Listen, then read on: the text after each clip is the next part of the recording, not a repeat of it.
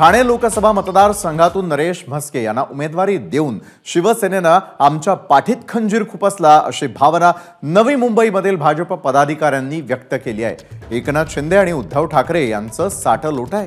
कल्याणमध्ये श्रीकांत शिंदे यांच्या समोर डमी उमेदवार उद्धव ठाकरेंनी दिलेला आहे, तर ठाण्यामध्ये राजन विचारे यांच्या समोर एकनाथ शिंदे यांनीही डमी उमेदवार दिला असंही भाजप पदाधिकारी म्हणाले।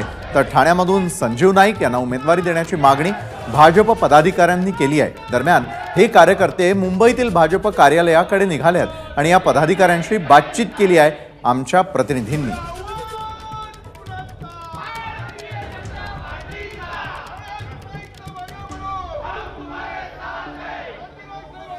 सर काय बोलाल, किती राजीनामे आलेले आहेत? आज जी खास करून भारतीय जनता पार्टी आणि महायुतीच्या माध्यमातून जी काल उमेदवारी जाहीर केली, जी नरेश म्हस्के यांना उमेदवारी देण्यात आली, तो एक उद्रेक आणि संताप। कारण नवी मुंबईच्या या संबंध शहरामध्ये आज ज्या पद्धतीनं या ठिकाणी नरेश म्हस्के यांना उमेदवारी दिल्याबद्दल उद्रेक झालेला आहे, कार्यकर्त्यांचा उद्रेक झालेला आहे। नाईक साहेबांनी या ठिकाणी मीटिंग पाचारण केली, जिल्हाध्यक्ष संदीप नाईक साहेबांनी या ठिकाणी मार्गदर्शन केलं, परंतु त्यांचं मार्गदर्शन भारतीय जनता पार्टीच्या पुरतं मर्यादित कार्यकर्त्यांनी ठेवण्याची भूमिका घेतली।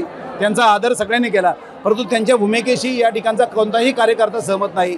भारतीय जनता पार्टीनं या ठिकाणी नवी मुंबईवरती अन्याय केला आहे असं म्हटलं तरी वावगं ठरणार नाही। या ठिकाणी जे राजीनामे आलेले आहेत, आमचे सर्व जिल्हा उपाध्यक्ष, 4चे 4 महामंत्री, 10च्या 10 मंडल अध्यक्ष आणि त्यांची जी असणारी कार्यकर्ती 539 लोकांनी या ठिकाणी राजीनामे दिलेले आहेत। हा सगळा जो डाव आहे तो ह्या शहरावरती कब्जा करण्याचा आहे। आतापर्यंत ह्या शहराला पुढे घेऊन जाण्याचं काम हे आदरणीय नाईक साहेबांनी केलेलं आहे।